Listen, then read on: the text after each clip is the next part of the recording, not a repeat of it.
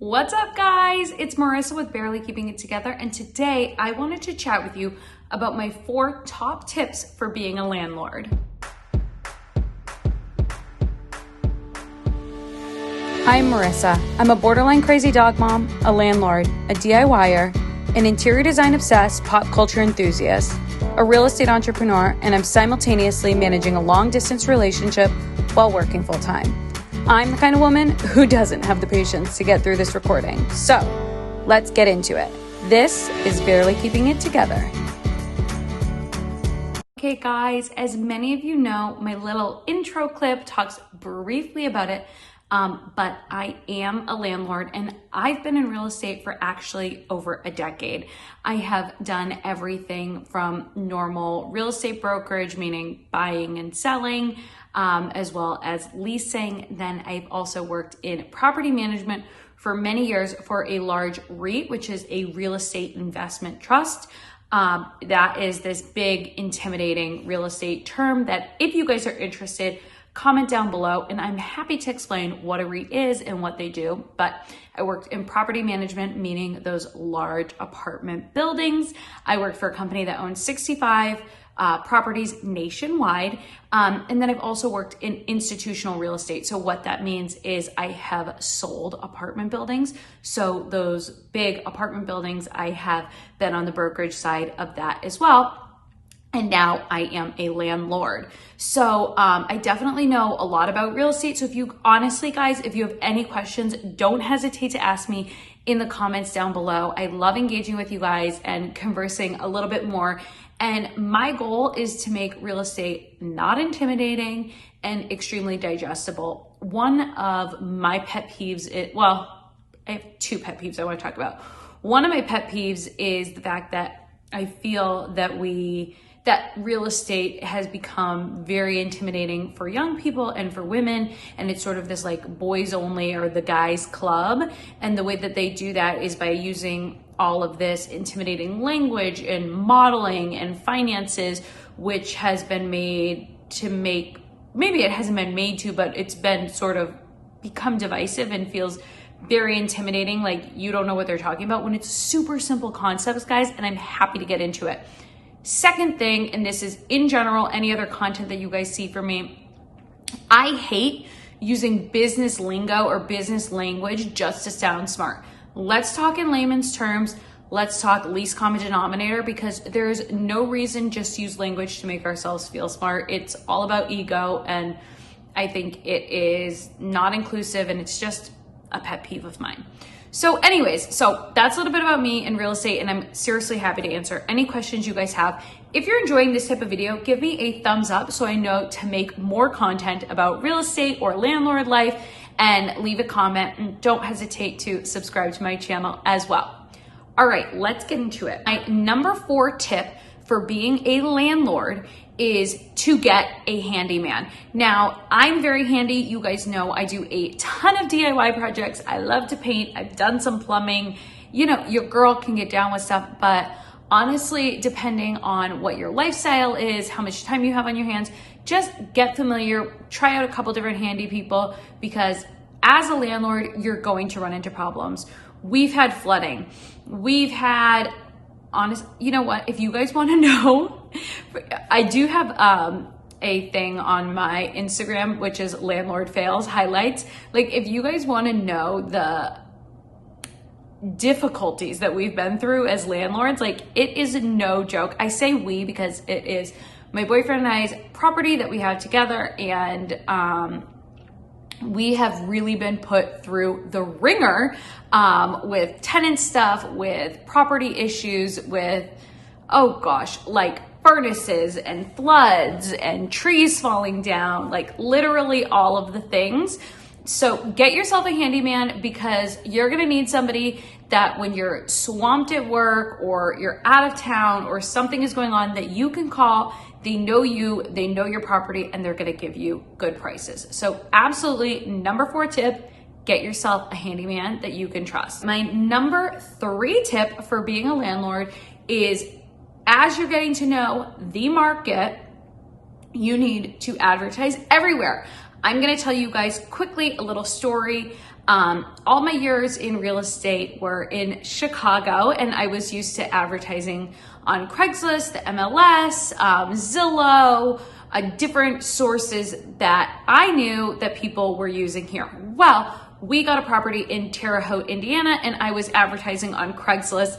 And honestly, we weren't getting as much traffic as we thought, and I didn't know what to do. Anyways, after a few weeks of that, I realized I needed to post the property on Facebook Marketplace. As soon as I posted on Marketplace, now Facebook Marketplace is huge in that town. Honestly, no businesses have websites. They all have Facebook pages.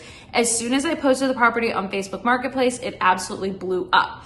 When it came time to rent the second unit in that building, I put it on Facebook Marketplace and I had it rented like literally within like 2 days. I had different people applying, people begging for the apartment. So get to know the market, know what sources they use, and advertise there, because different markets are going to use different things. If I were to advertise on Craigslist in Chicago, I still probably would have gotten a lot more traffic because there's so many more people. And even if Craigslist is a little bit more outdated than Facebook Marketplace, there's enough people in Chicago that would visit Craigslist to see an apartment. Whereas in Terre Haute, Indiana, if I didn't have it on Facebook Marketplace, the apartment was not going to get rented. So that is my number 3 tip for being a landlord. Number 2 tip for being a landlord is learn the laws and know your rights. Also, find the proper lease to use. So just a little disclaimer, I am not an attorney, I am not a lawyer, this is not legal advice.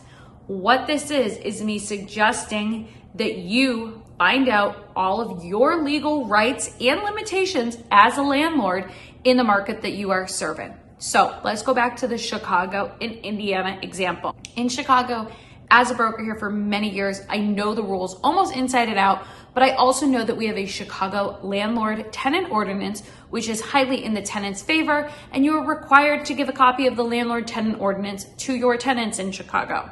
Now, it is in the city of Chicago, there are rules. In the county of Cook County, there are rules. In the state of Illinois, there are rules. And in the country of America, there are rules. So there's 4 sets of rules as a landlord in Chicago that you would need to follow. Going to Terre Haute, Indiana, I contacted the city. I said, is there a Terre Haute, Indiana landlord tenant ordinance? They legitimately laughed in my face and said, we do not know what you're talking about. That's not a thing. Okay.